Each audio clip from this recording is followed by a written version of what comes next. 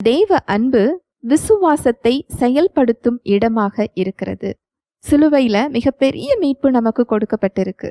ரட்சிப்பை நம்ம பெற்றுக்கொண்ட அடுத்த வினாடியே நித்திய ஜீவன் நமக்குள் வந்து விடுகிறது. எந்த அளவுக்கு தேவனையும் அவருடைய குமாரனாகிய கிறிஸ்துவையும் அறிந்து கொள்ளுகிறோமோ அந்த அளவுக்கு அந்த ஜீவன் வெளிப்பட ஆரம்பிக்கிறது.